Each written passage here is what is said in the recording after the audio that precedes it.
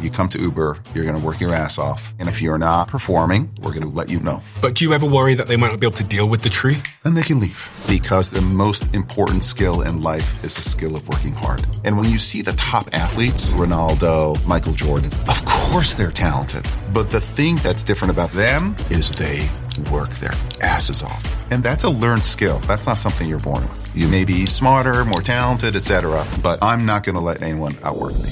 With that mentality, when you joined Uber, Uber was losing $3 billion per year. Now it generates $8.5 billion in free cash flow every year. But it seems that you were forged in such a way that you were going to be relentless. Yeah, and it really started with being born in Iran. With the Islamic Revolution in 1978, we were not safe there. And I remember at one point we had these revolutionary guards come into the backyard and bullets went through our living room. So my family came to the US to rebuild their lives. You were, what, 8, 9 years old? Yeah, and it really destroyed my dad. Sorry, it's tough for me to talk about it. It's okay. All right, let me try again. Seeing that has put me on a road where I just wanted to make my family proud. So I studied bioelectrical engineering, and then my first job was investment banking, and I got to see the process of big companies being built. And then I had the opportunity to take over Expedia. And in your 12 years as CEO, Expedia sales increased from 2.1 billion to 8.8 billion. And you were the highest paid CEO of a US tech company. And I left it all behind to go to Uber. And I want to get into practical company building, how you would get that company to work hard and create a culture of continuous improvement and all that stuff. But there's an alien that's arrived amongst us, which is AI. Now, driving, I think, is one of the biggest employers in the world, like as a profession. I mean, we've got 9.5 million drivers and couriers on our platform. Those drivers, couriers that you have will be out of work. Being honest about the situation, what do the 9 million people do? Just give me 30 seconds of your time. 2 things I wanted to say. The first thing is a huge thank you for listening and tuning into the show week after week. It means the world to all of us, and this really is a dream that we absolutely never had and couldn't have imagined getting to this place. But secondly, it's a dream where we feel like we're only just getting started. And if you enjoy what we do here, please join the 24% of people that listen to this podcast regularly and follow us on this app. Here's a promise I'm going to make to you. I'm going to do everything in my power to make this show as good as I can now and into the future. We're going to deliver the guests that you want me to speak to, and we're going to continue to keep doing all of the things you love about this show. Thank you. Dara, you lead one of the most consequential, interesting, talked about companies of my generation. It's worth hundreds of billions of dollars last time I checked. And it's a company that I use every single day. Thank you. I've looked through your story. You were the CEO of Expedia at one point. Yes. You're currently the CEO of Uber, and you've turned that company from a loss-making company to a highly profitable company, and one that has continued to be successful through such a great time of transition. Your story starts in a very interesting way. Mm-hmm. And I was, when I start doing the research for guests sometimes, I think I come in with some kind of presumption that you grew up in California, you went to Stanford, etc. But that is not the case. Can you take me to that earliest context so I can understand how and why you are the way that you are? Quite the starting questions, but I'll try. I think that for me, the events that shaped my life and maybe a part of who I am really started with my being born in Iran. And Iran at the time was modernizing, becoming a modern society. And my family built a pretty big industrial company that everyone was quite proud of in Iran. We lost all of that with the revolution in 1978. And my family had to come to the US to rebuild their lives. You had to come to the US? We were not safe there. One of my uncles actually was a cabinet member of the Shah's who had just been toppled. And at one point we had these revolutionary guards come into the backyard. They were actually going after our neighbor's house, and one of their guns went off and bullets went through our living room. Shattered the glass in the living room. And at that point, my mom's like, we're not safe being here. So we had to come to the US. And I do think that event to some extent has shaped not just me, but my family, in that the rebuilding of our lives, of our economic lives to some extent, where we're all trying to rebuild what we lost in Iran. Do you look back on that and can you identify any sort of fingerprints that were left on you from that time that have defined you in a business capacity? I think at my core, I never feel safe. When the experience of losing everything, and for the kids, I tell you, it was fine for the kids. But seeing my parents lose everything, and it really destroyed my dad. His losing his value to the world as he saw it, really hurt his inner being. And I do think to some extent seeing that has put me on a road where I want to rebuild, I want to make my family proud, but at the same time, that feeling of having the floor, the rug pulled out of you, of building everything, that's a feeling that never leaves you. I think Americans underestimate what this place represents in its ideals, right? Which is if you build something, it's yours. There's a rule of law. It can't be taken away from you. That is not true for the majority of the population of the world. And so I think for me, there's a drive to build, and it's at the same time, never, ever, ever taking anything for granted, never being satisfied, because the minute you take things for granted, then that rug can be pulled out from under you. On your father, there was a moment where a couple of years, I think 6 years, where he got trapped in Iran and wasn't granted an exit visa. Yes. And I imagine at that time, your mother was raising you alone here in New York City. Yeah, in Tarrytown, New York, 45 minutes north of New York City. But she went from a life of never having to work to she had to become a salesperson to make some money. And she did it all herself. And she really stepped up. So I think it shaped us. It was difficult in some ways. I miss my dad. I remember when he left, he was like a giant compared to me. And then when he came back, it was my sophomore year at college. And he still saw me as a kid. And so he wanted to drive me to college, and he did. And then he's like, he wanted to hang out. I'm like, Dad, can you get out of here? I want to hang out with my kids. I was with my friends. I was excited to go back to school. And it was just, it was sad seeing the change, of a man who had gotten older. His time in Iran was really tough on him. He had a heart attack on the plane coming back. So he was a diminished person to some extent. But it was great that I had many, many years with him, since then. When he was away, when he was trapped in Iran and wasn't able to exit, your mother, Lily, yes, referenced how you didn't mention him much, but when he returned, you broke down in tears.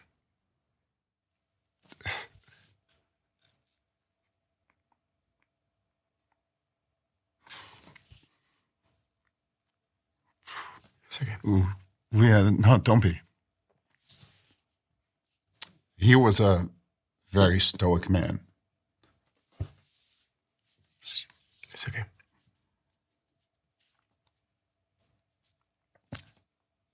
Sorry, he passed away a couple of years ago, so it's tough for me to talk about it. It's okay.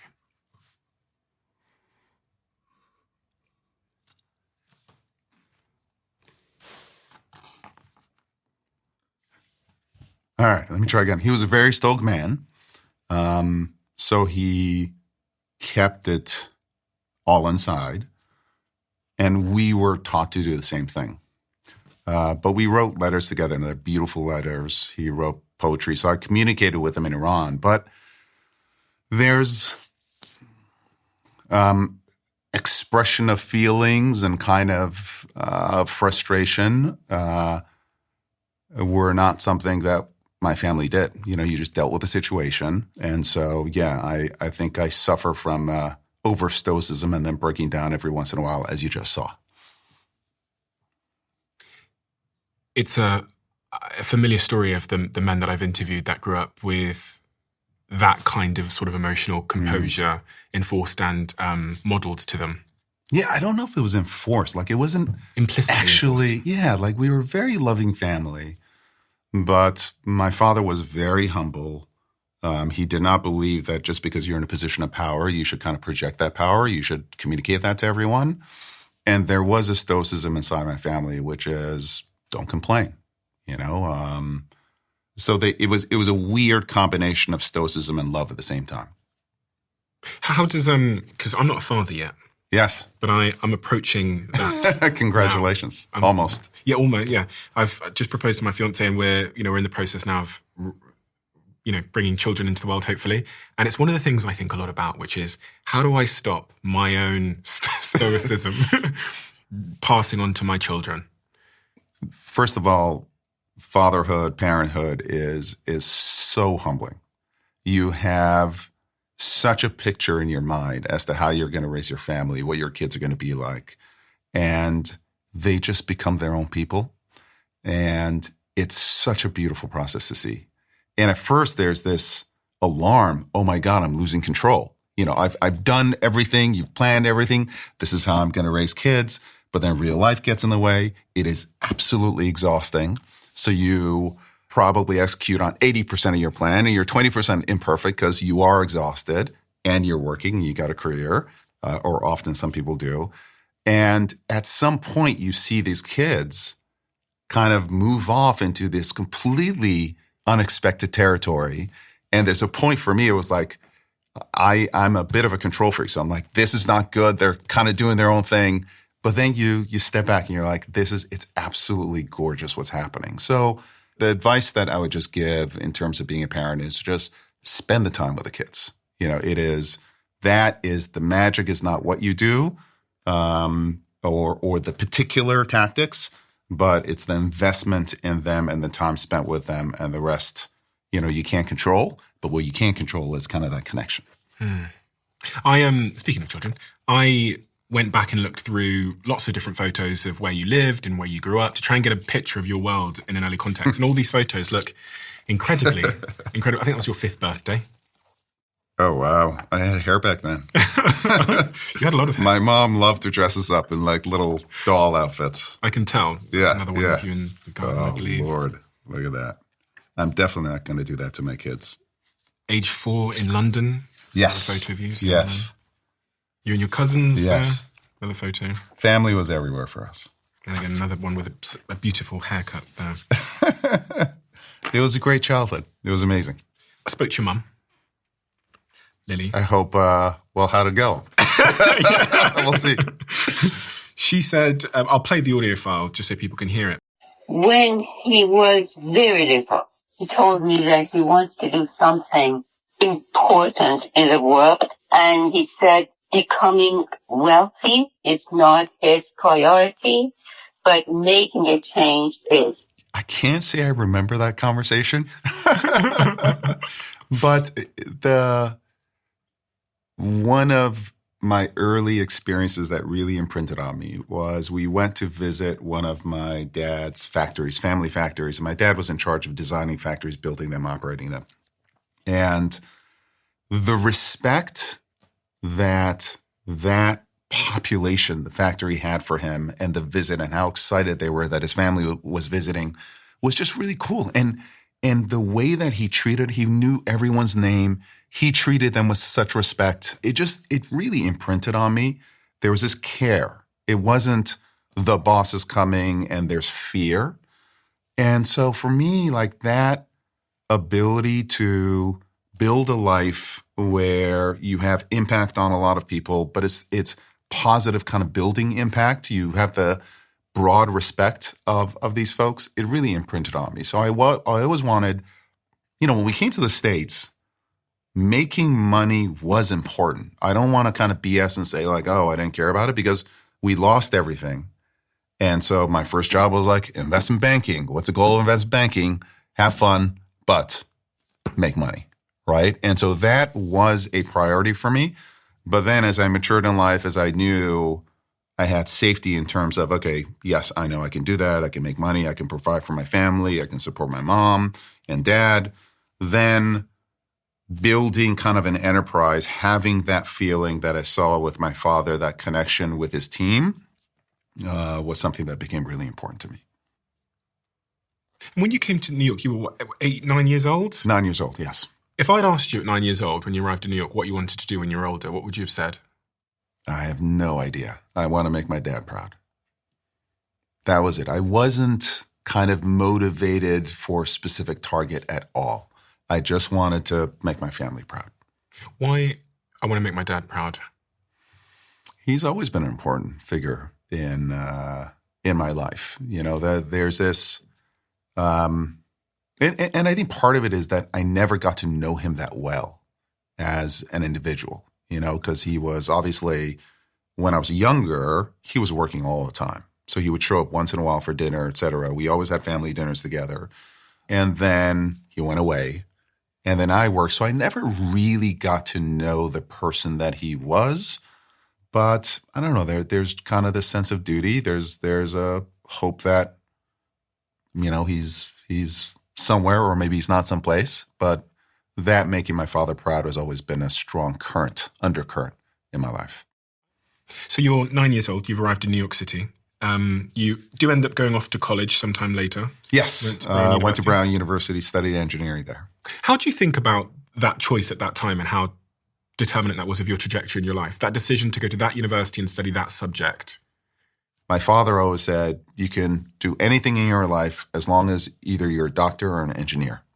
And I picked engineering. I just loved the problem-solving aspect of engineering and all the layers of equations, et cetera, and those equations being able to represent something in real life, and then magically that something in real life following what it should theoretically. Like, the problem-solving aspect of engineering fascinated me. I absolutely loved it. And I think it serves me to this day. Engineers make good CEOs? Great CEOs. If you step back, companies are just machines, right? They're machines that are run by people. And over a period of time, you actually try to automate some of the stuff that the people do. And then you send the people off to do new stuff that can't be automated. Like, we are rules-based, like it's an organism and it's a machine at the same time. And to some extent, the job of the CEO is engineering, how do I set up the company to achieve the goals that, you know, I set for shareholders, set for my board, sets for it.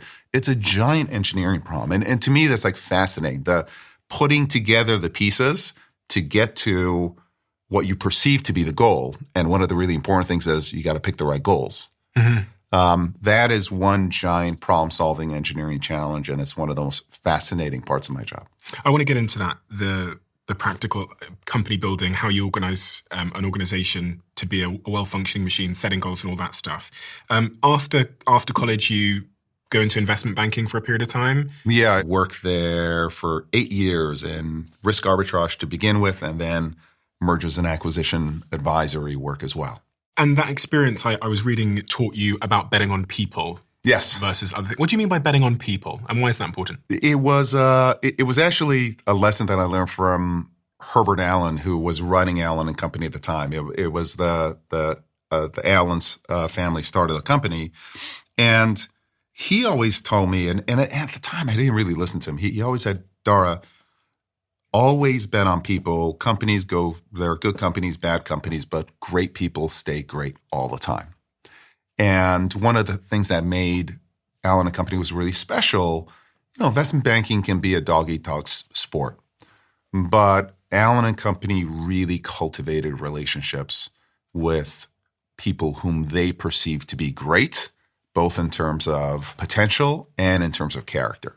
And of all the investment banks, that loyalty, that making a bet on a person and then staying with them through their whole careers is a pattern of how that place works. And it's definitely something that I learned there. What is it about one's character that makes them qualify as a great person? You look for success, honor, loyalty, people who will tell you what they're going to do, whether it's good or bad, and then follow through on their promises. Hard work, I'm surprised that wasn't mentioned. Well, that comes with success. Okay, right? Talent and hard work, you put those two together. And why did you leave Allen and Company? I left Allen because I met Barry Diller. He was a client of mine. We got to meet in a big kind of deal, unfriendly, hostile tender offer for Paramount at the time. There's another one happening, I guess, for Paramount now as we speak. And he was the one person. I thought I was going to be Alan Lifer. I thought I was going to be there forever. My older brother, Kaveh, is an Alan Lifer. It's the only job he's had in his life. But Barry was the one person who I thought, if I get a chance to work for this person, I'm going to jump at it. And I did. Why? Why Barry? He's spectacular. I mean, he was spectacular. He is spectacular. A doer, I met him in a circumstance where he lost. It was this giant hostile tender offer, bids going back and forth between the winner, Viacom, and Barry. Ultimately, Barry stepped away, and we were planning an announcement. And you can imagine all these like fancy PR people sitting around a table. How do we present a loss as a win, right? So he bid for a company, he didn't get it. He didn't get it, and he walked away. He didn't get it because he walked away, which in hindsight was a mistake. He could have paid more. And then in the release where he walked away, I think the release was, they won, we lost, next. And he was a constant motion machine. Like, they won, we lost, next. What's next? Let's go. And that's the kind of person I wanted to work for. In business, losing is part of the game. Absolutely. Absolutely. But then calling it out, not bullshitting, not like, oh, we tried our best in the circumstances. They won, we lost, next. It's okay. Does it matter how you lose? Absolutely it does. Absolutely it does. And I find companies guilty of two things. Like, one is ignoring losses, like papering over losses, et cetera, right? And then sometimes being obsessive about the loss, inspecting it, what happened, let's do a summary, let's meet, what went wrong, et cetera. And for me, it's somewhere in the middle, which is recognize why you lost, recognize that you lost, say it because it's important to say it, analyze it, but then move on. Like, let's move on. And the next time you hope to have learned some kind of judgment to avoid that kind of a loss, but it doesn't mean you're going to avoid losing at all. Like, if you're not taking shots, you're not missing, you're not losing. So for me, it's constantly moving and taking your shots, losing, learning, next, losing, learning, next. That constant motion is what I want to see. That constant motion and learning is what excites me. This is business advice, but also life advice generally, because a lot of people who I meet who come up to me and ask me questions about things often ask questions that sounded a lot like what you just said. It's dealing with rejection, dealing with taking an L, and how that L then stays with them, sometimes for a decade, sometimes for 15 years, and holds them back, hurts their confidence, means that they don't take any more shots, and this can cause a sort of a downward confidence spiral. Totally. And listen, I'm talking a big game, but I would tell you, in my personal life, I can't deal with rejection. I have a really hard time dealing with rejection. Professional life, no problem whatsoever. So it's like, in the end, we're all humans after all. You have a difficulty dealing with rejection in your personal life? Very much. Yeah. What kind of rejection? Any kind of rejection, conflict. Like, it's something that has been, that I fought my whole life, which is because I was one of the younger cousins, because I was the youngest brother, I just kind of didn't have rights. So I went with the flow, and going with the flow means you're going with the current, et cetera. I didn't cause trouble. And that has followed me in my personal life. In my professional life, I don't have as much trouble there. I guess my professional life to some extent is a mask because I get to be aggressive. I get to lose, et cetera. It's something that Sid, my wife, has really helped me with, but it is something in my personal life that generally I'm conflict avoidant. You're conflict avoidant in your personal life? Yeah, interesting. Yeah, definitely. That's not good in a relationship. No. That's why Sid's helping me out. I'm much better now. Yeah. I'm much better. But it's when I take those issues on, I have to fight myself. There's some core, if you and I were having an issue, and I was sitting down with you and saying, hey, I'm not happy about X or Y, I can feel there's a core of me saying, just let it go. But that's how resentment builds. And that's how relationships over a long period of time start moving the wrong way. So it is something that is at my core, but I actively fight. And I'm getting better at it, but I'm still on a learning journey there, I'll tell you that. Eventually you go on to becoming the CEO of Expedia? Yes. After, there was a couple of CEOs that came before you, but you became the third and took that company on. Very different job going from investment banking to being a CEO. Yeah. Now, there was a journey there because I went from banking to running deals, and I knew that I liked how companies worked. The thing that I liked about investment banking was that I got to see a lot there. I got to see really smart people, really cool companies build, but I couldn't go along with that journey. I was jealous of the journey that these CEOs were moving on. So then when M&A was a bridge to work at a company and build the company, I moved from M&A to CFO, Chief Financial Officer, because that's to some extent finance, but it's also being the CEO's partner and helping the CEO build. So I always knew the direction that I want to go in, which is, hey, at some point I want to actually be an operator. And then I had the opportunity to take over Expedia. The CEO at the time, Eric Blatchford, kind of said, yeah, big company thing, not for me. So he resigned. And honestly, Barry didn't have an alternative. Barry was the owner of Expedia. Barry was the CEO and chairman of IAC, which was a parent company of what became Expedia, IAC Travel. The head of IAC Travel resigned. I raised my hand and said, maybe I could do it. Barry was desperate. He had no one else. So he promoted me to be CEO of IAC Travel. And IAC Travel was going through some difficult times. So we spun it off at Expedia. So that's when I became the CEO of Expedia, the public company. And I moved to the Netherlands of Seattle. In your job, just before you took on that role as CEO, you were buying businesses. So M&As, mergers and acquisitions, you were buying companies. Yes. What are some of the companies that you bought? Oh, we bought a lot of companies. We bought Ticketmaster. We bought Match.com, bought Expedia, Hotels.com. And it was all about the theme that Barry and I were fascinated with was the movement of commerce online. You know, it was during that time. It was the late 90s, early 2000. And we saw it happening with our very own eyes, really with home shopping, right? It's a flat screen, it was a television, and you were offering products and people were calling up, buying those products electronically. And just the medium changed. The medium changed from a TV screen to an internet screen. And instead of calling, you could use HTTP. And so while the medium changed, we kind of saw this opportunity to take advantage of the change of platform. So Match.com, essentially in the olden days, you know, you had online dating, but you would call a number and you'd be like, my name is Dara and I'm 6'2". And this is, you describe yourself and you'd hear other kind of recordings and you would get matched up based on someone who seemed nice. And all of that just moved online. That was what Match.com was. Same thing with Ticketmaster. You know, in the olden days, you would go to a Tower Records. Have you ever been to a Tower Records? Yeah. So there were these things called record stores. And they also had a desk where they would sell concert tickets. So you would either call for a concert ticket or you would physically go and buy one. Amazing. And there were lines, Tower Record lines. What's that? And all of that exactly moved online. And same thing with travel, right? You would call a travel agent. And so there was this movement of retail and phone commerce to online commerce.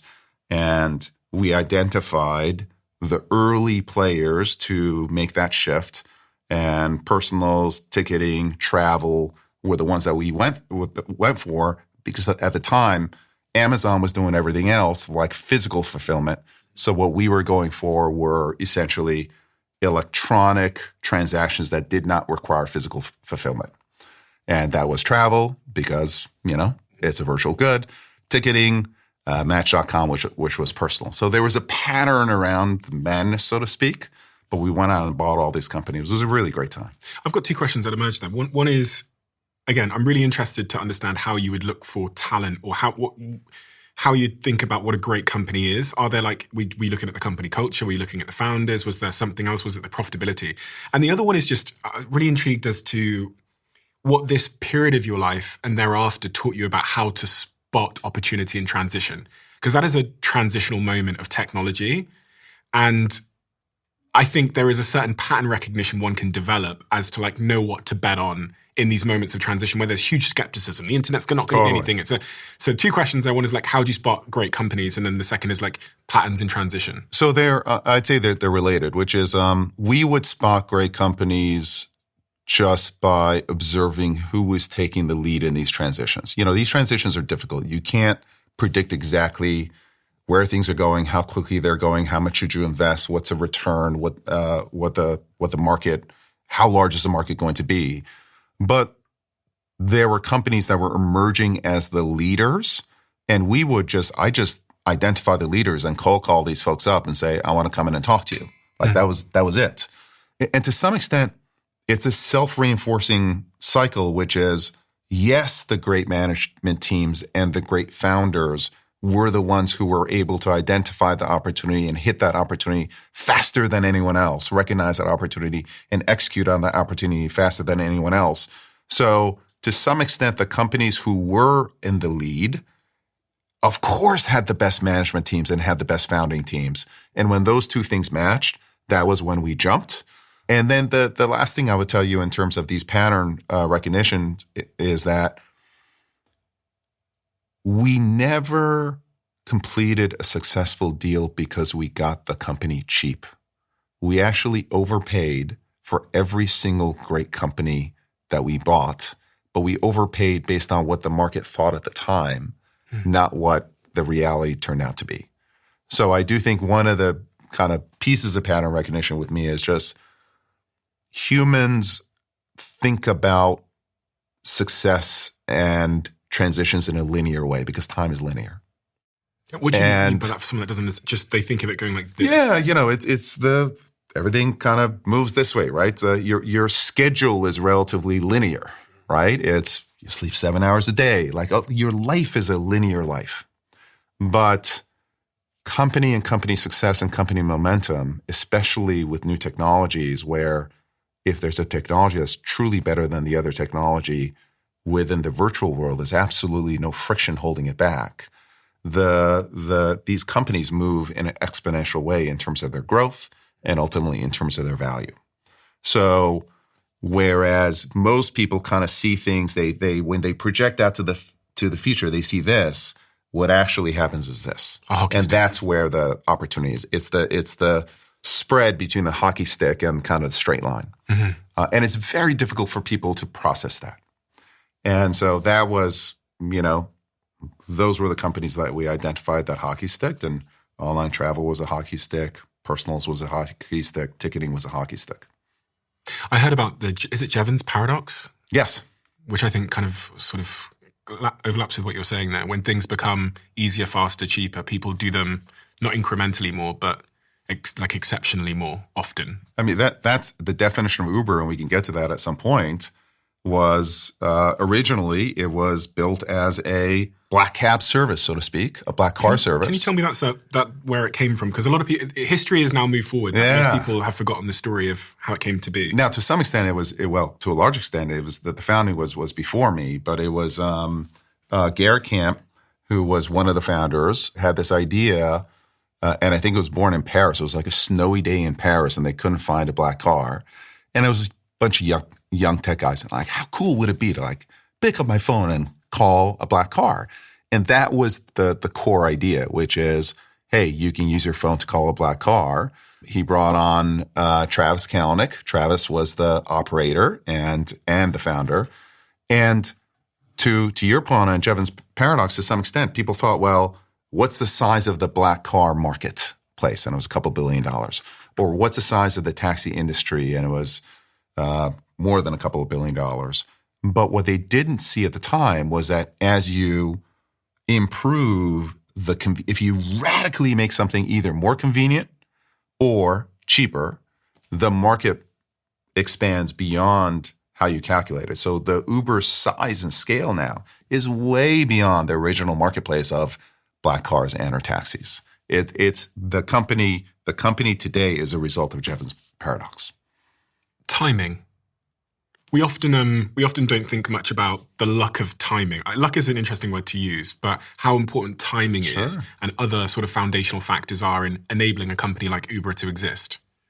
When you think about the timing of Uber, what are the sort of the foundations that made it possible? Well, it was a mobile revolution. It was mobile data technology, the iPhone coming together.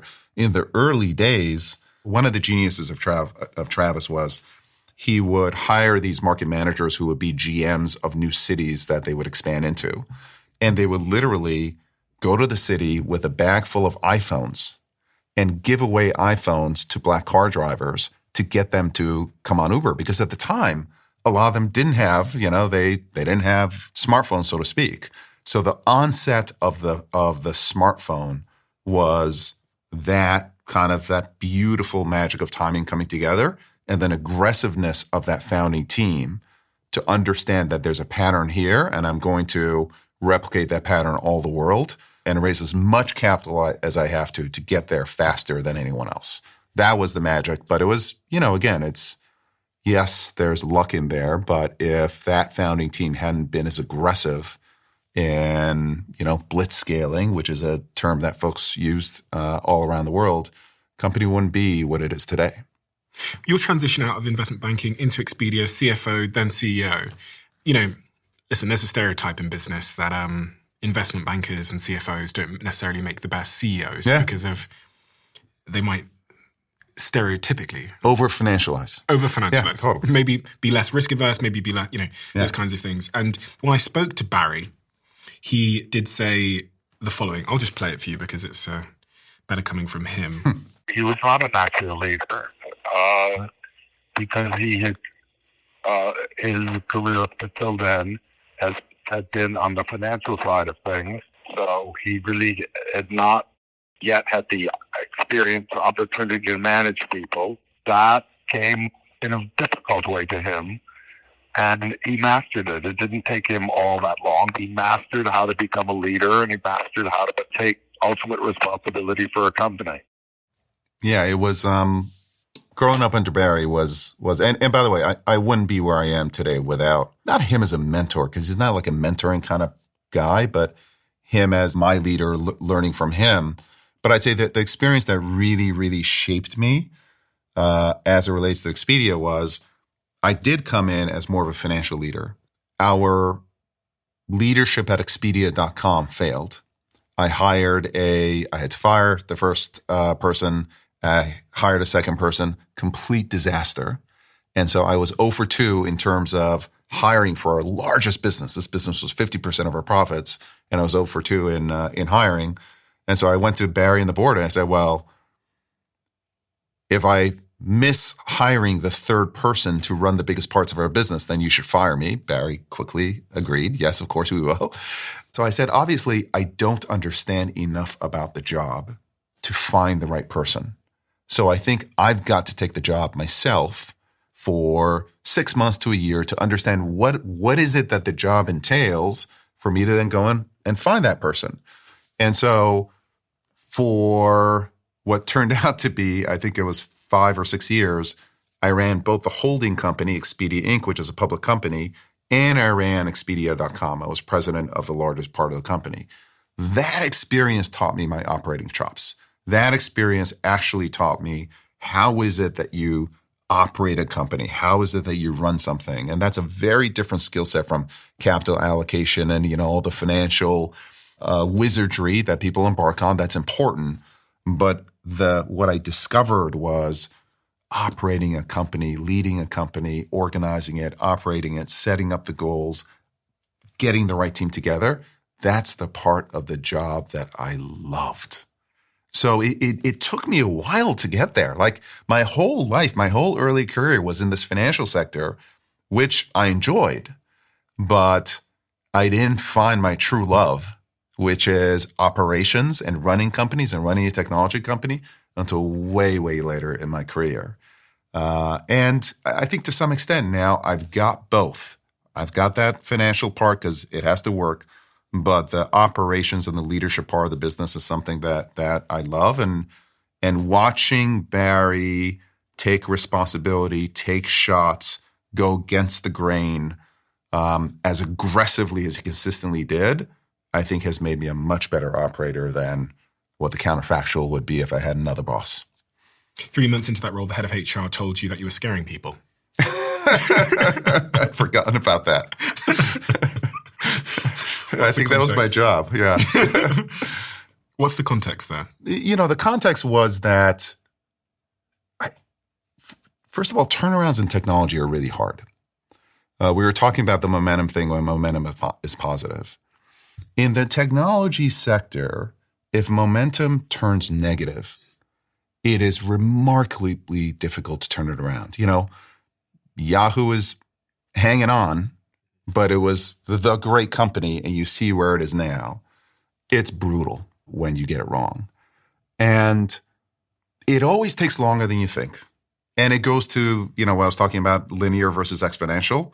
Just like the curves up are exponential, curves down are exponential as well. The first couple of years look bad, but they're not that bad. But in your mind that 10 years from now, it's going to be a fucking disaster. So what I saw with Expedia was a technology company whose technology engine was broken. Code base was old, had not been reinvested in. Technology leadership was coasting. And that really alarmed me. And one of the things that I learned from Barry in terms of leadership is that when, a bell is rung, when you see something, when you see a pattern, you have to act. You can't wait for a second. So in my mind, once I figured out, oh my God, this really is a turnaround. This isn't like a company that I've got to tune. This company, if I don't move and move hard and fast, is going to start on that exponential decay curve. I had to move quickly. And at that point, and I am, one of the skills that I learned from Barry is transparency. It's like whenever he wanted to understand an issue, he wanted to go to the source. He didn't want a summary. And it didn't matter where that source was. Is it a junior analyst or a president? He wanted to hear from the source because what he didn't want to lose is lose the fidelity of the issue. When there's an issue here and then it goes through the analyst and the associate and the vice president and an SVP and whatever, by the time it's summarized for you as the CEO, it's lost everything. And usually their levels are like, hey, do we really want to tell them that? Why don't we phrase it this way, et cetera? So your whole life as a CEO is kind of it's a version of the world that your team wants you to see. And if you got a good team, usually it has more to do with reality than not. But you are subject to your team and the information flow that gets to you. And so Barry always wanted to go to the source. He would just cut through levels, get to the core of the idea. And then once he did, he would move, and he would move fast. And for me, I have held on to that, but I've also turned it the other way, which is one of the ways in which I can depend on getting the real shit from you is my being honest with you, right? And human beings are good bullshit, kind of meters, so to speak. And when you're the CEO and you're talking to your staff and you're giving all the, the business talk and we're doing this, but the last quarter we had some certain challenges and this and that, they see you bullshitting them. And so why the hell should they tell you the truth, right? If their boss isn't telling them the good stuff, why should they give the good stuff back to the boss? So for me, it was almost like a self-defense mechanism that as a boss, I'm going to tell you what's going on because that's the only way I can drag the hard truths back from you. Because otherwise you're going to filter yourself. You're going to be like, I don't want Dara to know this happened. But do you ever worry that they might not be able to deal with the truth? Then they can leave. And I think that's what my head of HR was saying. I was scaring the shit out of people because I'm like, we have a real problem here and we've got to come together. And I think that there's a good decision-making framework for me is if I make a mistake, where do I want to make the mistake on? Right? And so if I'm going to err with my company, I'm going to err in telling the truth and potentially scaring someone away. I'll take that. Because if that person doesn't want to face the truth, if he or she's not up for the fight, then they should go someplace else. They can have a good time. I'm sure they can have a good career, et cetera. So for me as a leader, I've always believed in transparency, partially because then I think you attract the right people, and partially because then I'm going to get the good information to act on. Usually the failures I see with CEOs aren't because they made the wrong decisions. It's because they were getting the wrong data that led to the wrong decisions. So it's incredibly important as a leader of any organization for you to build the channels and build the kind of culture that surfaces problems to you quickly. And then for me too, you always have to have your random direct channels. Again, if you think about organizations as organisms, they have their own incentives. And so my staff's incentive is to control the information that gets to me. Not because they're bad people, it's just their job, because I can get overwhelmed. Who do I meet with? What's my schedule? Is this person worthy of meeting the CEO? And for me, my fight is I just set up a bunch of random shit. I'll meet with, engineers 4 levels down consistently, because usually they've got the kind of personality where they don't give a shit. They'll tell me anything and everything, and they like putting the CEO down. That's great. They like putting the CEO down. It's, engineers often, don't like authority, and code is like the biggest authority buster. It's like the truth. So I find a lot of engineers have a personality, which is, I'm going to tell you what it's like. Like their value is in something else, but often there's a kind of a disrespect for authority that I love. I've found in my companies that there's sometimes like a 24-year-old young girl who will just tell me the truth. Yeah. And she's the one you want to hang out with. She's the one I always go and ask for an opinion. Absolutely. So that's you've got to have your own channels. But the way to get transparency from your team is first you've got to give it to them. Was the culture hardworking when you arrived? Because you used the word coasting to describe some of the team when you arrived at Expedia. Medium. I think the company had been successful for a long time and had coasted on that success to some extent. So I needed to turn over the team, like the entire team very, very quickly and get some hungry people in there. The entire team? Almost the entire team. Yeah. It was rough going for a while. But then you have kind of mission-oriented people who are trying to prove themselves. And it's part of the renewal that every company has to go through. And we turned it around. It was tough going, but we really turned around. And that was when I learned, hey, my love is running shit. It's great. It's the best part of my job. How did you get that company to work hard? Because there's so many people listening right now that are in a company that might have been successful, coasting, might be 2 decades in. And this is an ultimate question in like executive management. How do you turn around the culture of a big, or even 200 people? It's very difficult. And sometimes the shortcut is just change the people. Like it's very easy to say, oh, you have values, this and that. So it's finding the people who you believe will line up with your cultural mechanisms or how you work or your values. And then embodying those values and those mechanisms as examples, and then making sure that your team embodies those values and imbues down the organization. So part of working hard is like, sending emails to the team on a Saturday, and if I don't get a response on Saturday, sending them an email on Sunday with a question mark. What's going on?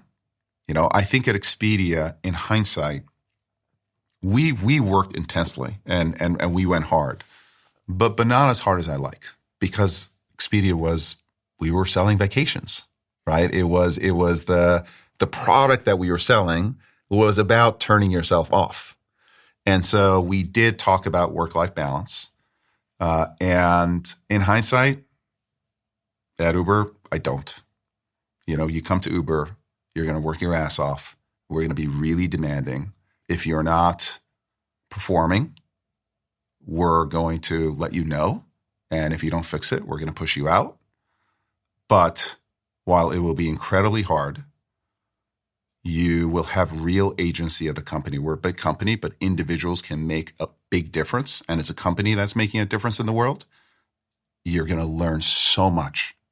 And while you will have worked hard, you're going to have a great time. But don't come here if you want to coast. And I'm very clear about that. And I should have been more clear at Expedia, but we were selling vacations, so I couldn't be quite that clear. New Year always has a strange energy to it because people start talking about their goals, fresh starts, and new habits. But the reality is that most people carry the same ideas they had last year into the new year. I'm guilty of that too. And they still don't end up doing anything with them.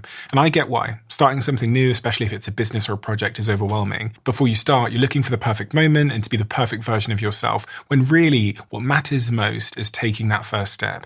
If you had an idea for a while, a product, a store, something you've been sitting on, our sponsor Shopify makes it easy to get started because you can build your store, sell on socials, take payments, use AI tools, and manage everything all in one place.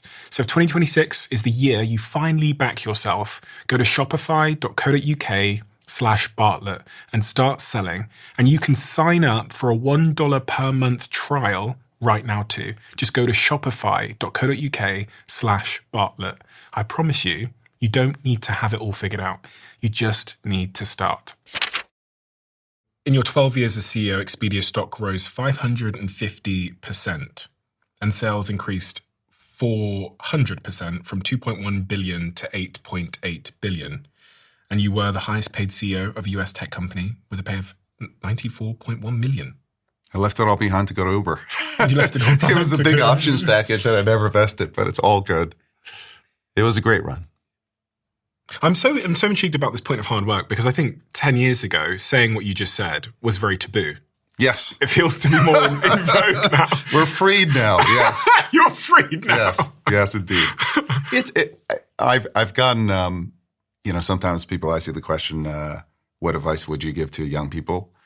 And to me, the most important skill in life is the skill of working hard. And it's not a skill, you can't just decide you're going to do it. And I think way too many people, focus on should you be a computer programmer or a doctor or study the liberal arts now that anyone can vibe code. Just learn to work hard. And it is, when you see the top athletes, of course they're talented. And their talent level is world levels. But the thing that changes that's different about the elite athletes than the non-elite athletes, and I'm talking elite, is they work their asses off. They're disciplined, they're structured, they're relentless. Look at Ronaldo, look at Michael Jordan, et cetera. That's the same thing is true in all of life. It's true in business, it's true in personal life. And so for me, with my kids, I just want to teach them how to work hard. And for me, growing up, as a banker, as an executive, I'm not going to let anyone outwork me. And if that's true, then they may be smarter, more talented, et cetera, but I'm not going to let anyone outwork me. And I think that's a huge advantage that you have. And over a period of time, that advantage compounds. And I want that in our company. I want Uber to be an incredibly hardworking company. Comes at a cost though, no? Working hard. Yes. It comes at a trade-off. And we believe in flexibility.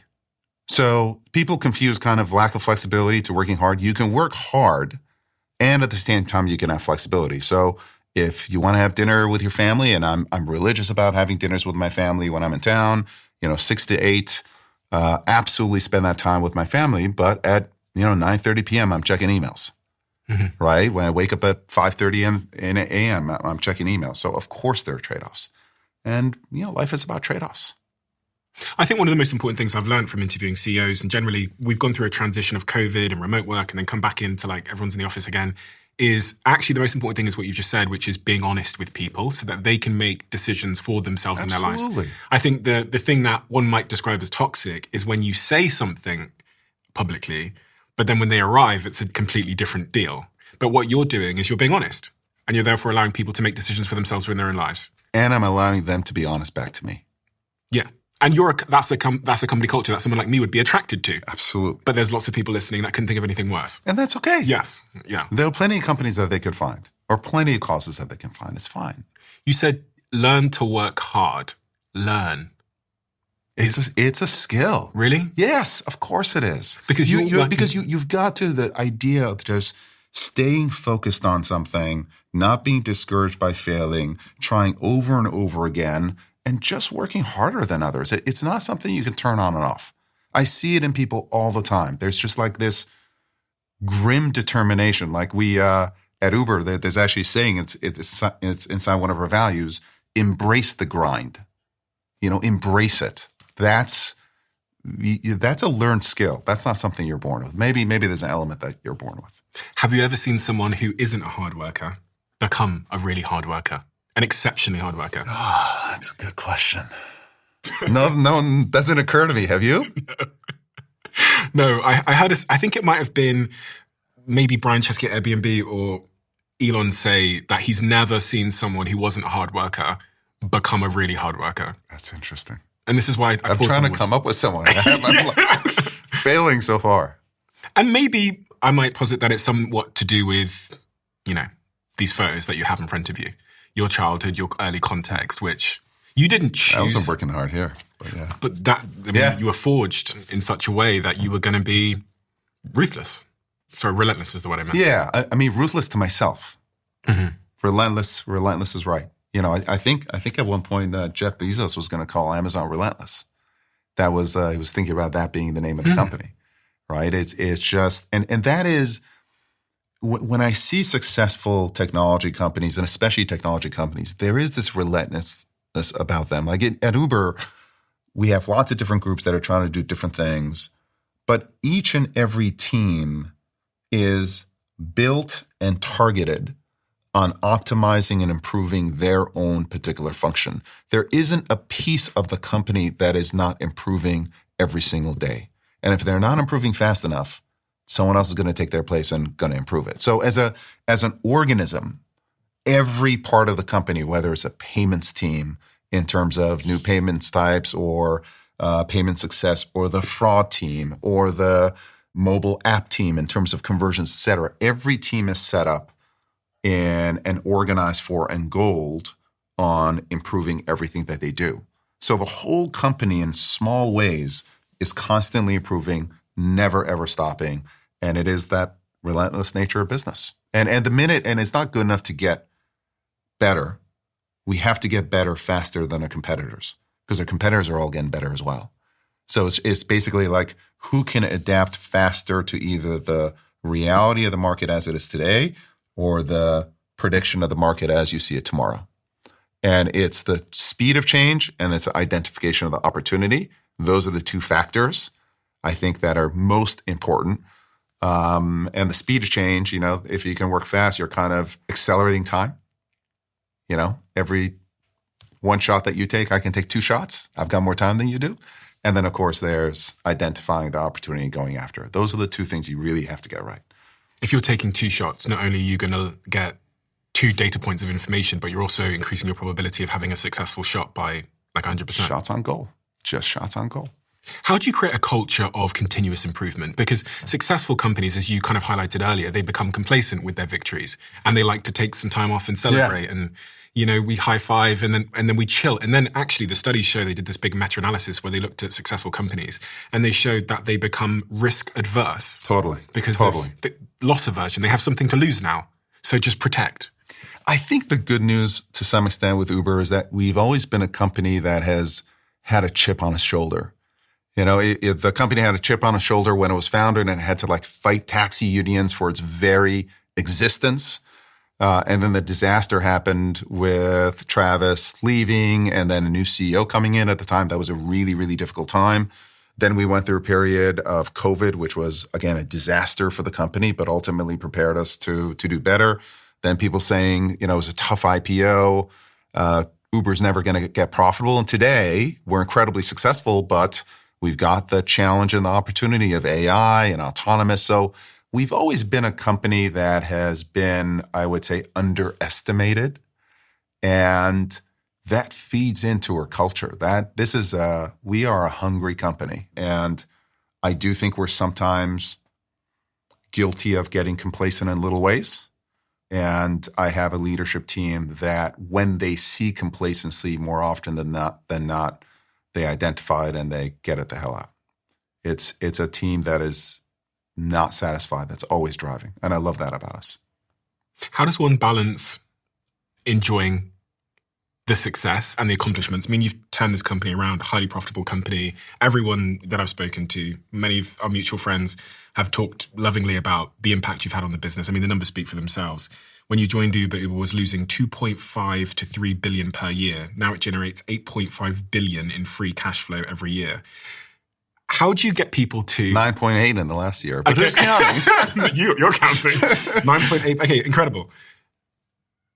Celebrate. Chill. Sure. Well, you can celebrate and not chill. Okay, how? We take those moments. We do sell. It's cool to run a company that's so important. It's cool to run a company that's hitting record after record after record. And we do celebrate those records and we do celebrate those teams. Maybe not enough. And again, it goes to like, what mistake would you rather make? I'd rather make the mistake of celebrating a little bit too little and kind of being a little pissed off about life in general and pushing. But we take our moments. But the success itself, I don't know, succeeding is almost a celebration in and of itself. And when you're succeeding in such a competitive field, I just find a deep sense of satisfaction there. And I think my team does too. How do you get the team to take those risks that they need to take? Is there something do you like incentivize them on the amount of shots they take? How do you do that?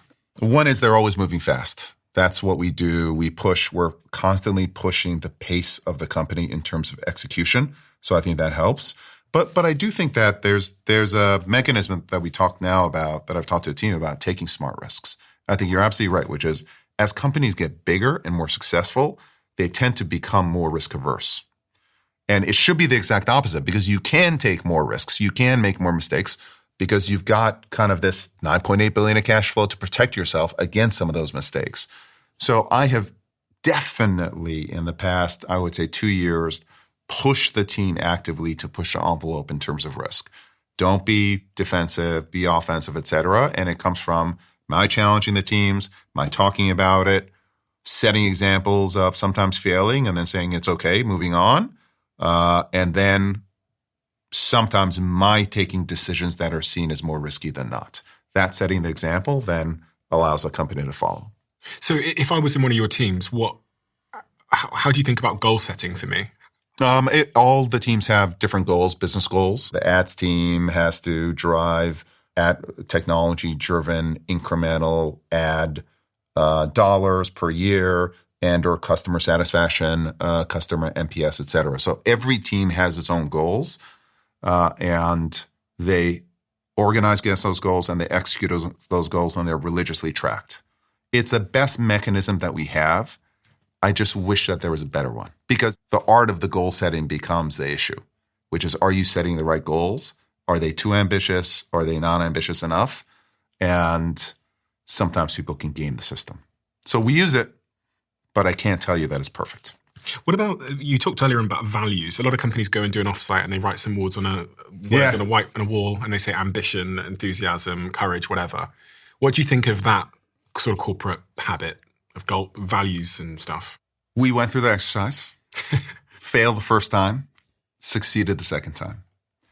We failed when it first came to Uber. Obviously, there was a view that we needed a cultural reset of the company. And so it was very important for me to go and inspect the culture of the company and change it. It was a statement. And the culture had, I think, some cool stuff in there, some cool ideas in there. Like, for example, there was one value that was toe stepping. And the idea of toe stepping is what you and I talked about earlier, which is we want to challenge each other within the organization. And so if I have to step on your toes and tell you something that you don't want to hear, I'm allowed to, even though it hurts you, because the truth is more important. So sometimes the truth hurts, and that's okay. That was the idea of toe stepping. And what happened was sometimes those values became weaponized, where toe stepping, whose spirit came from a place of we want to speak the truth, became an excuse to be a jerk, right? So the values in and of themselves can be great or terrible based on how you execute on those values. When I first came in, we had to redo the values. And I was there. There's a saying by Jeff Bezos that I love, which is like, the values of the company almost, they appear. The value system of the company appears to some extent.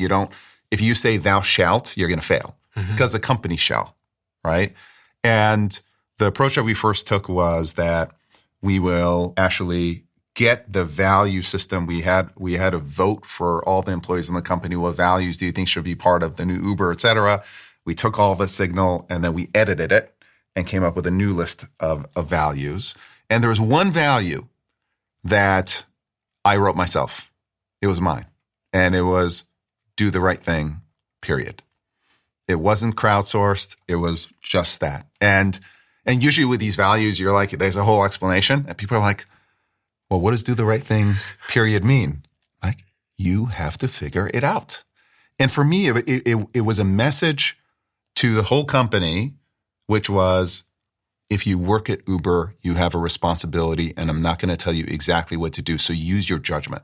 And it's our expectation that you use your judgment to do the right thing. And sometimes doing the right thing, it's not clear. Should I go after my business goals? Should I compromise on a business goal because safety is in question? Of course you should. Safety comes first before business, et cetera. But we were putting that weight and that responsibility in within the employees. But the rest of the value system that was kind of crowdsourced, it was forgettable. Because it was the kind of stuff that passion, ambition, teamwork. Like, what company doesn't believe in teamwork? Give me a break. So Nikki Krishnamurthy, who runs People, she pushed me to reset the values 4 or 5 years in. By then, I felt like I did have a right to have a point of view. I'd been there. We weren't quite done with the turnaround, et cetera, but I was a part of the company. And then we came up with a value set, which is different. There's one of our values. By the way, go get it was the only one that survived. No, sorry. Do the right thing was the only one that survived. But for example, go get it is one of our top values. And the idea of go get it is, obviously, it's literally what we do. We help people go or get it, right? Rides and eats. So it's kind of fun in terms of what we do. But it's an attitude, which is we, as a company, we're go-getters. We're going to be aggressive. We're going to push. We're going to move fast. We play to win. And so the value sets that we have, go get it, or one that I really like, great minds don't think alike.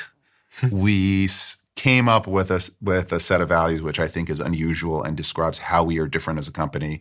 And it's really true to who we are. How important is this attitude of failure and experimentation, especially in a world that's transitioning as fast as the one we're in? When you listen to people like Ray Kurzweil, his predictions of the future, he says that if you're 10 now, by the age of 60, you'll experience a year's change in, I think it's 11 days, and just this sort of exponential acceleration. The law of accelerating returns. Yeah, how do you create a culture or build a team in a world where the correct answer is changing this quickly? I think that it is setting a culture that does embrace that change and is constantly challenging itself. And I will give Travis and the founding team credit. There's kind of this idea of everything that they did was terrible, and that's just not true. We have a very high talent bar at the company. We have always kept a high talent bar at the company, and we haven't compromised. And what I found is that talented people who are also driven are on a constant hunt for the truth. So culture isn't enough. You actually need the right people at the company. And I think we've got a company that does have a chip on its shoulder, was born out of the creation of a new industry. So we've experienced it. And we have a group of people who are driven and hungry and are constantly looking for change. And you got a leader and a leadership team that's pushing the company to do so and doesn't penalize folks for challenging them. I think it's kind of the stew that you have to put together, but it's a combination of culture and people. Do you have any mental case studies of great bets the company has taken that most people wouldn't have taken or thought was wrong or wouldn't have taken the risk on that transpired to be critical to your success? Well, I don't know about, I think it will be critical to the success, but there's a funny one, which is taxis are one of the fastest growing parts of Uber's business. So you remember Uber, we started as the enemy of taxis. Mm-hmm. and built out this peer-to-peer ride sharing. And it was probably 5 or 6 years ago, our head of product now, Sachin, he worked on building kind of a technology that would allow taxi companies to have their own little Uber app. And eventually he came to Uber, thank God. And he's like, well, why don't we build that in Uber? Why don't we actually build taxis on Uber? And originally within the company, and I kept in touch with some of the founders just because I want their advice, because why not? You know, they built a great company. I'm standing on the shoulders of giants. They said it's the most idiotic thing on earth. You can't wire up taxis. They hate us. Accept rates will be terrible. Lots of technical reasons. They had tried it earlier. It was a total failure. But I think Sachin, having worked in the industry, and then my being kind of ignorant, saying, why the hell not try it? That combination allowed us to build out a taxi product, and taxi is the fastest growing segment of the company. And it went completely against the founding of the company. But now I hope to have every single taxi in the world wired up to Uber. Why not? For the first 10 years that I was a founder, I didn't prioritize getting a good night's sleep at all. But over time, I started to realize that it was the key metric that influenced everything in my life. My mood, my focus, my ability to show up and to think clearly and to lead well. So now, with my lifestyle being pretty crazy, traveling across time zones, working late, training late, I still fight to protect my sleep, which sometimes means starting the day a little bit later. It was my Whoop that helped me to make this connection.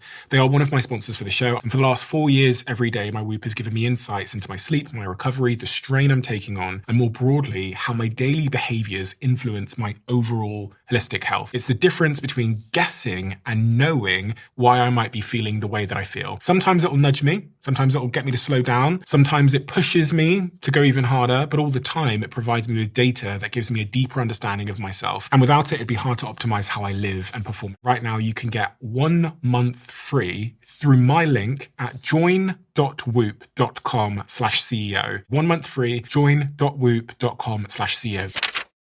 This company that I've just invested in is growing like crazy. I want to be the one to tell you about it because I think it's going to create such a huge productivity advantage for you. Whisperflow is an app that you can get on your computer and on your phone, on all your devices, and it allows you to speak to your technology. So instead of me writing out an email, I click one button on my phone and I can just speak the email into existence. And it uses AI to clean up what I was saying. And then when I'm done, I just hit this one button here and the whole email is written for me. And it's saving me so much time in a day because Whisper learns how I write. So on WhatsApp, it knows how I am, a little bit more casual. On email, a little bit more professional. And also, there's this really interesting thing they've just done. I can create little phrases to automatically do the work for me. I can just say Jack's LinkedIn, and it copies Jack's LinkedIn profile for me because it knows who Jack is in my life. This is saving me a huge amount of time. This company is growing like absolute crazy. And this is why I invested in the business and why they're now a sponsor of this show. And Whisperflow is frankly becoming the worst kept secret in business, productivity, and entrepreneurship. Check it out now at Whisperflow, spelled WISPRFLOW.ai/Stephen. It will be a game changer for you. This is something that I've made for you. I realize that the Diary of a CEO audience are strivers, whether it's in business or health. We all have big goals that we want to accomplish. And one of the things I've learned is that when you aim at the big goal, it can feel incredibly psychologically uncomfortable because it's kind of like being stood at the foot of Mount Everest and looking upwards. The way to accomplish your goals is by breaking them down into tiny, small steps. And we call this in our team the 1%. And actually, this philosophy is highly responsible for much of our success here. So what we've done so that you at home can accomplish any big goal that you have is we've made these 1% diaries, and we released these last year and they all sold out. So I asked my team over and over again to bring the diaries back, but also to introduce some new colors and to make some minor tweaks to the diary. So now we have a better range for you. So if you have a big goal in mind and you need a framework and a process and some motivation, then I highly recommend you get one of these diaries before they all sell out once again. And you can get yours now at thediary.com, where you can get 20% off our Black Friday bundle. And if you want the link is in the description below.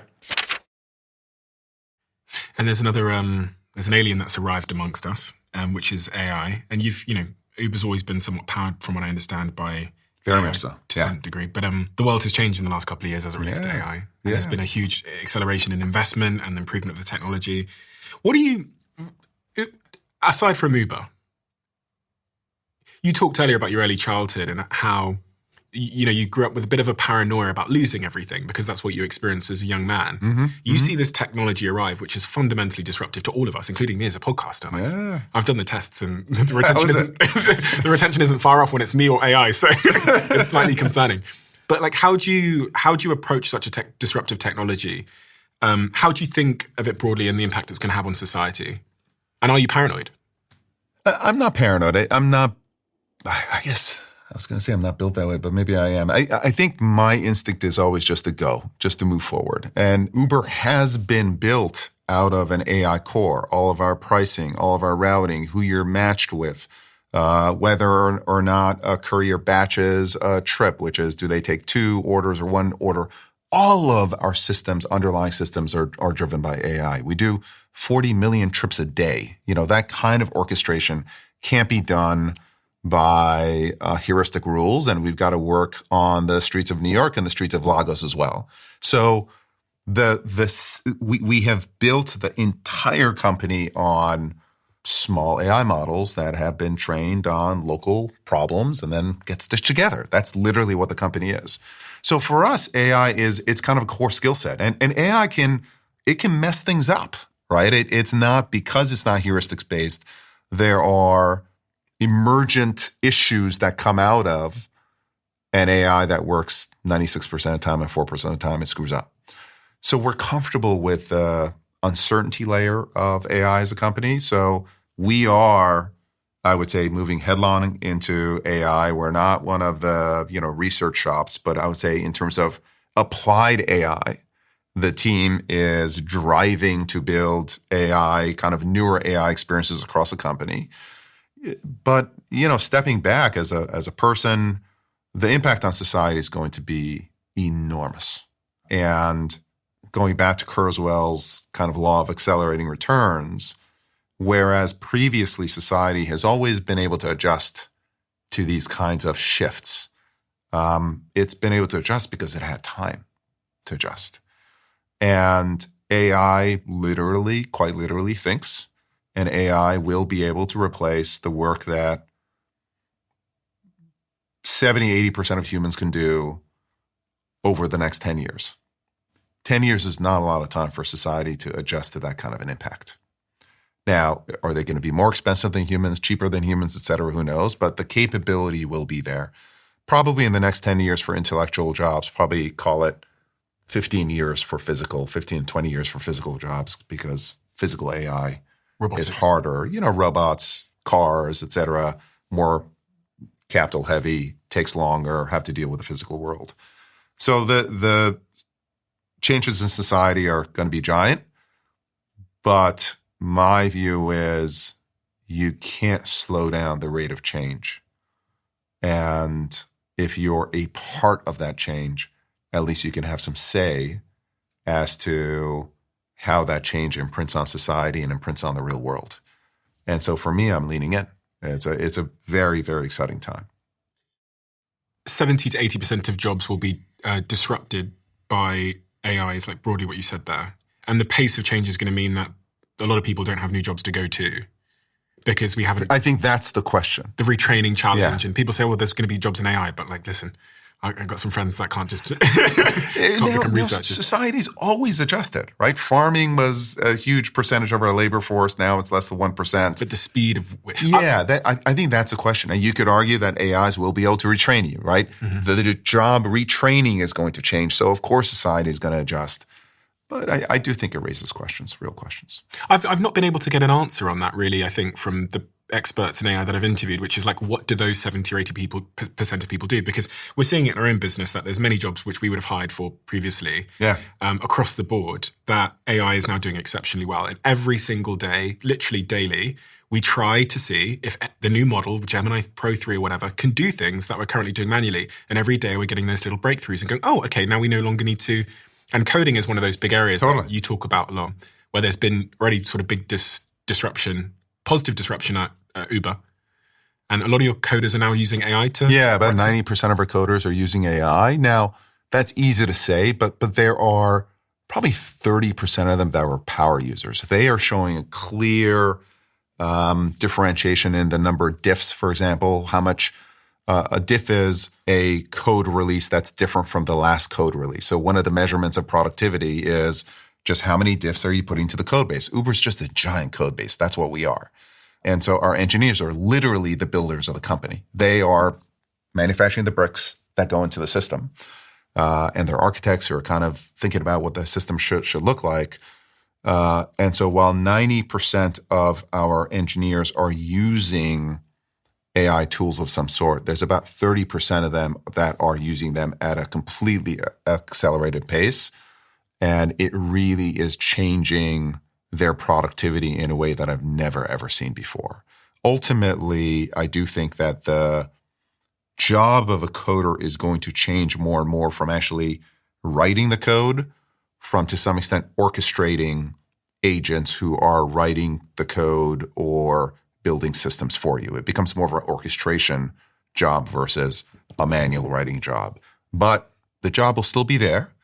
And my attitude is if my average engineer became 25% more efficient, which we haven't gone there yet, but we will get there, I'm going to hire more engineers because I want to go faster. There's still lots of unsolved problems that we haven't solved.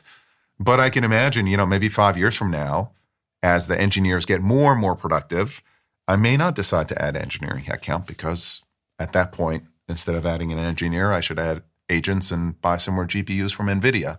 That may be the investment in the future. We'll see. Because thinking about linear versus exponential as well, if we imagine a rate of improvement, I don't know, in my head I go, well, won't there come a time where you as the CEO or you in a team, an executive team, can tell an agent what you want to build? You can show it the strategy.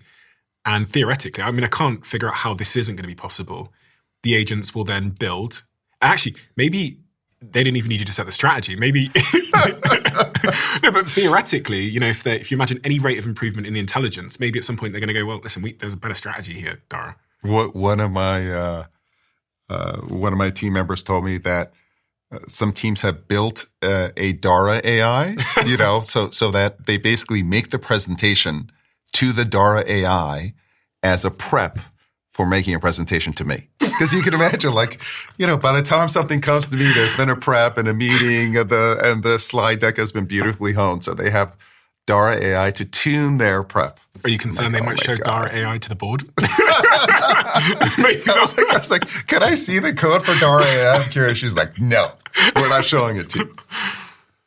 But is there anything falsifiable in what I just said about that there coming a time in the not so near future, if we imagine exponential improvement, where I think where AI still is missing a beat that humans and other creatures have is the ability to learn real time, right? So if you think about you and I are learning for this conversation, and maybe your behavior is going to change by 0.1% because of actually what you learn here.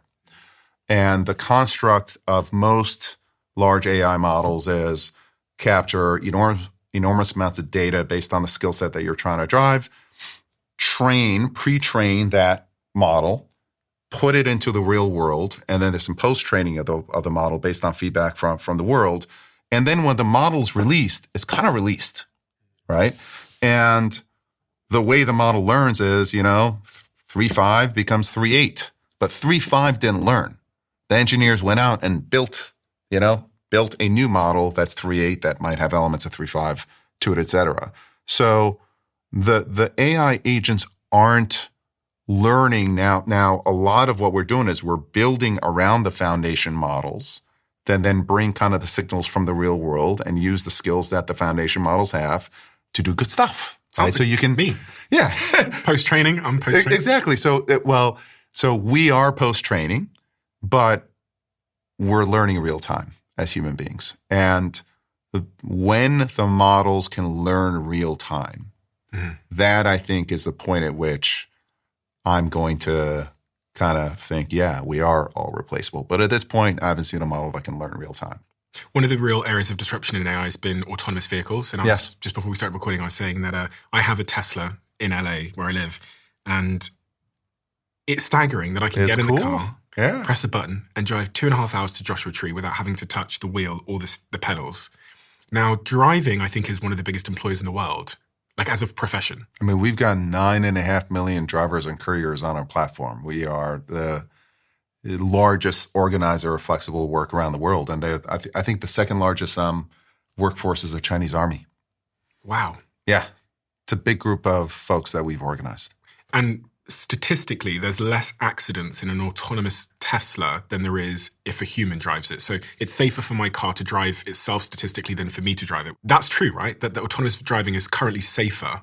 That's true. So Waymos are safer. And then now you are a backup to the Tesla, right, as a human being. So I've got a Tesla as well. And once in a while it disengages and I've got to disengage. So it's not necessarily the pure autonomous agent that's better than humans, but definitely the autonomous agent with a human backup. No question that's better than the pure human. And we can't be far away from it just being...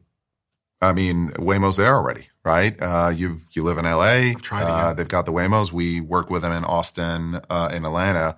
And by all accounts, Waymo drivers are safer than human beings. And that's going to be true of AV all over the world. You know, there are 1 million deaths from driving every year in the world. In the US, it's between 35,000 and 40,000 auto fatalities. So to the extent that these autonomous agents and drivers can be better than humans, and they will be better than humans over a period of time, there's a real return on human life as a result of this.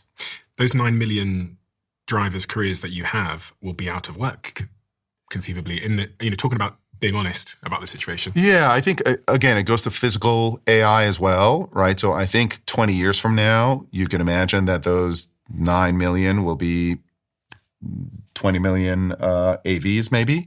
But we have time between now and then, partially because we don't operate in the virtual world, right? We operate in the physical world. You have to get the regulations up. You have to build the cars. You have to build the sensor stacks. The models have to get there. So there is time between now and then. But you can imagine the majority of our trips being fulfilled by robots of some kind, probably not 10 years from now, but you go 15, 20 years from now, you're going to start getting there. What do the 9 million people do? I don't know. Now, we are expanding the kind of work that's available on the platform, partially as a result of it, right? We used to be the only work is driving. Now there's delivering. You can have shoppers as well. I think it'll be a little while at least before you get AI shoppers.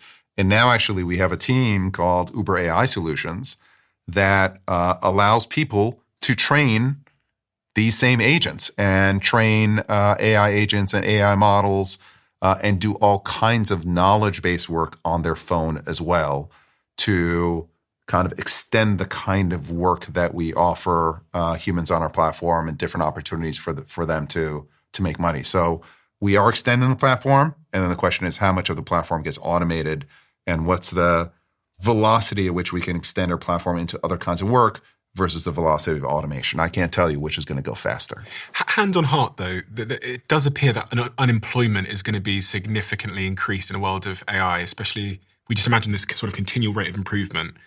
I just can't. You would have to, unless, again, historically in societies, new kinds of jobs have come up. Knowledge jobs, physical jobs. Yeah, I mean, but now we've disrupted both.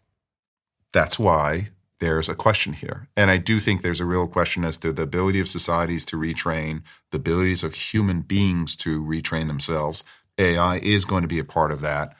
But the timing there, how fast is it going to go? It's a real question mark. I think you're absolutely right. I don't think it's going to be a big issue in the next 5 years. But when you go 5+ years, it's going to become more of an issue for society at large.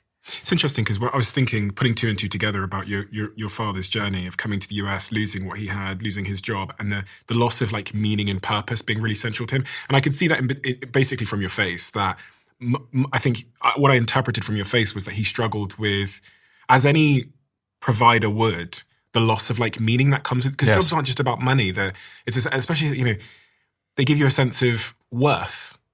And it's funny, I read a study many years ago that said when they looked at suicide letters specifically from men, I think it was an Australian study, in the suicide letters, that the sentiment was about not feeling worth full to your family. Yeah. And the extreme of that was, I think my family would actually now be better off without me. Interesting. And this kind of, I think is probably adjacent to this conversation around job displacement, which is where are we going to find our meaning in a world where the machines have now disrupted our intelligence and our muscles? It's every universal income, basic income test has failed. The answer that you hear from folks is, well, the robots are going to do all the work. They're going to create utility. And so our work won't have to create utility. So people will just have money. But it goes to exactly what you're saying, which is every single test they've done. Now, it's not 20, but they've done a couple of tests where a certain section of the population, similar population gets income, certain section doesn't. And every time the ones who are getting income do worse in terms of outcomes because, well, we don't know the because. But I think the because is related to what you're saying, which is market forces kind of that force someone to work then create a perception of self-value. Succeeding, most people succeed. If they're driven to succeed, they will succeed.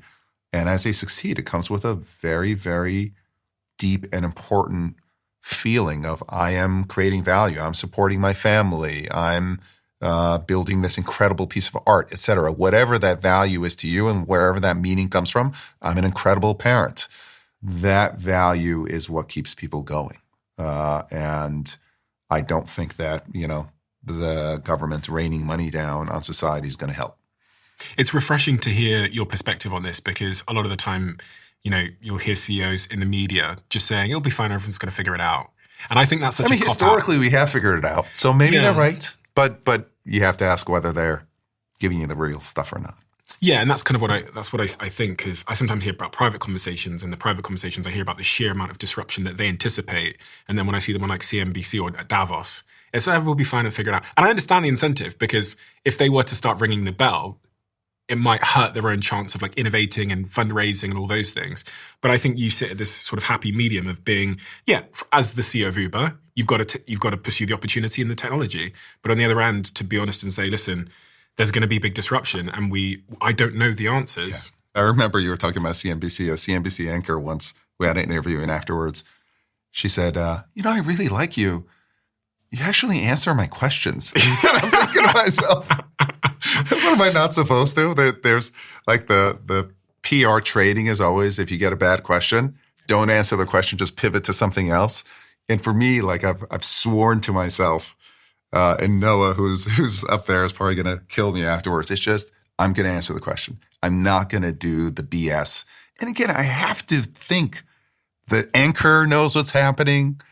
The audience knows what's happening. So I'm like, I'll answer the question. If it's a shitty question, I'll deal with it. I actually don't like interviewing CEOs, which is funny because the name of the podcast. Because active CEOs... how did the because I looked before I came on. I'm like, I'm going to look up on... the CEOs. And there aren't that many CEOs. Well, if I looked at your diary, what would I find inside your diary? I would probably find you contending with being a father, your psychology. I might find some things in there about your health. I can see you're a guy that goes to the gym. Yeah. And I think it's all interlinked. I think for you to be an exceptional CEO, you probably think a lot about your past, your childhood, your health, how to optimize and all these things. And so, honestly, you can't do a podcast like this for 20 years and just hit the same thing every day. Yeah. You need to be totally I need to be intellectually stimulated. And you and me are both multifaceted creatures, I guess. So that's why it's evolved. Until we become AIs. Until we become AIs. Yeah. Just closing off on that then. What can we do about this from an AI, AV perspective? Is it the government's responsibility? Is it collective action? So one is, I do think that we don't talk enough in that, for example, with autonomous AI can be a force for good, right? It's these drivers are going to be safer than human beings. And those, we can take the 35,000 fatalities to 3,000 fatalities, et cetera.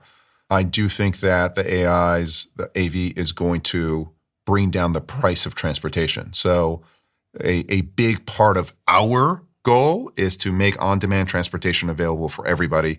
One of the folks that I was talking to was talking about how Uber has changed her mother's life. Like her mom can get around and just wouldn't get around without it, right? We want more moms like that. So I do think it's important to recognize that if fundamental transportation becomes safer, it becomes cheaper. Going back to Jevons' paradox, that's a good thing for society, right? I don't think that the answer as it relates to society is to try to slow down the pace of change, because China won't, for example, if we're talking about the West. So I think you just have to lean into it. I think that discussions like this are important. I think you look for technology leaders who are talking about it. Dario, for example, Anthropic is talking about it, pissing some people off, but I think he's having good discussions there. And then I do think that the society arming up to be able to retrain large groups of people at scale is not a skill. I don't see people investing in that. And I don't see that as a core capability of any of our countries, et cetera. If there's one thing I can come up with, it will be that, is the retraining machine. You've got 4 kids. Yes. They come to you, they say, Dad, listen, AI, robotics, give me some advice for my future. What should I be doing? Work hard. You're going to be fine. Work hard. It's just that's, I mean, now the AIs theoretically can work harder than you, but I find one of the pieces of advice I give to young people is don't plan. Okay, we went through our history. I wind up where I am today having not planned a thing. I didn't, when I was an investment banker, I wasn't dreaming of becoming CEO, et cetera. And what I find is that people who have too much of a career plan, who have too much clarity about what they're doing, they lose their curiosity. And human beings look for positive signal, right? You, whether you like it or not, anytime someone agrees with you, makes you feel a little bit better. Anytime you get signal that goes against your preconceived notions, either you ignore it or you're like, all right, shit, I'm gonna take this on. It's unpleasant. And so with career planning, what I find is people who have too clear career plan, they're looking for signals that feed into their career plan. I'm going to be a vice president by this much. I'm going to make X money by this much. And they're not looking around. They're not being curious. They're not looking for signal that can change, their life. And so what I tell some folks is like, before you go out and try to change a world, let the world change you first. Take input. And if you're like this, you got blinders because I'm going here, you're not going to take input. You're not going to take all the stimulus coming in from the world. So it's, the one constant I see is people who are good are good. People who are good. I've never seen a successful person in a job or a career get there without working hard. And my guess is, I don't know about you, you kind of wound up where you're wound up kind of by accident. Yeah, I didn't expect and people are like, well, you got lucky. I got very lucky to be here. Like, I had so many kind of moments, and some would say I took advantage of that of that luck. But to some extent, I was able to take advantage of that luck because I was open. Being open, you jumped from Expedia to Uber, in part helped by some advice that our mutual friend Daniel Ek, the founder of Spotify, gave you.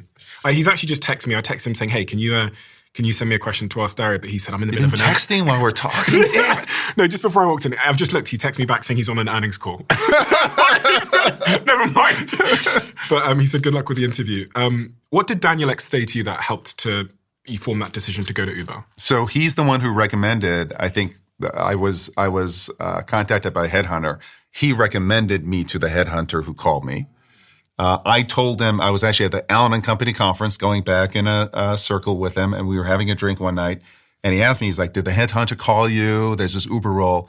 And at the time, Uber was a disaster, like disaster. And everyone was reading about it. I was at Expedia. I had just gotten this wonderful contract that you said at the beginning. So I was going to stay, and I love working for Barry. We're like it's been the best professional partnership of my life. And I said, of course I'm not going to go. I'm so happy about what I'm doing at Expedia. And Daniel looks at me. He's got his cold Scandinavian eyes. He's like, "Dara, since when is life about being happy? It's about making impact. Uber is a great company, and you can have an impact on that company. You've got to do this." So the next day, I had called the headhunter previously. I said, no, I'm not interested. The next day I called the headhunter and I said, let's talk. So Daniel was the one who opened me up. And your dad? He gave you advice? Well, I talked to my dad, and my dad keeps things simple. And he said, Dara, in his Farsi, when a company who's a verb tells you to run it, you just say yes. So I thought that was good advice. And ultimately, I think people who come to Uber stay at Uber.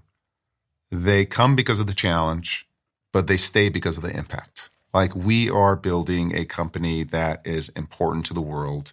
And for me, I could come and I could have impact on an impactful company. So why the hell not?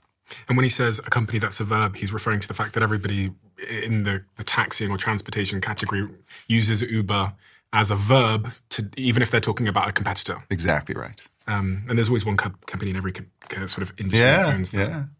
We have a closing tradition here where the last guest leaves a question for the next guest, not knowing who they're leaving it for. And the question left for you is, what is one conversation that if you could rewind time and have, you would have today but can no longer have? It was a conversation with my dad. I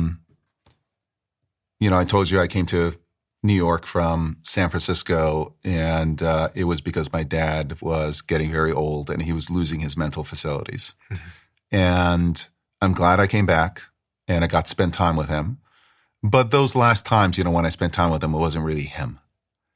And I wish I could talk to him about his experiences, his younger life, the excitement of building something, and then the loss and regrets he had in life as well. I never had, my relationship with him there was love, no question about love. But we didn't have the deep kind of conversations that certainly I'm hoping I get to have with my kids. So that's a conversation I'd love to have. And you can't get time back. And that's one of the tragedies of life. But it's also one of the beauties of life, which is there are some mistakes that you make that are permanent, and you can't get that back. But my then making genuine conversations with you and connections with my friends and having a real relationship, not just with my wife and my kids, but actually like with my workmates. We having those genuine conversations and connections is my way of correcting for the conversation I never had with my dad. Dara, thank you. Thank you very much. I appreciate it. You're a huge inspiration for me in so many ways, and even more so now, having done so much research on you in preparation for this conversation, because it is rare to find a leader who has been consistently successful across different domains, who's built this really, really, in my opinion, quite rare skill stack from investing to CFO to then being able to transition to CEO, and then has repeatedly contended with moments of transition and given us all frameworks as founders and entrepreneurs for how to deal with that transition. And one of the great ones I take away from you is honesty. Yeah, honesty is so powerful. And I'll tell you, I learned that skill from my wife. She's always like, people are people. Doesn't matter, they eat, they crap, they have to go to sleep. And she treats everybody in her life the same way, regardless of their position. And like your dad did. Yeah. And she's honesty. It's just so powerful. Thank you so much. You're very welcome. An unbelievable inspiration. Thank you. I appreciate it.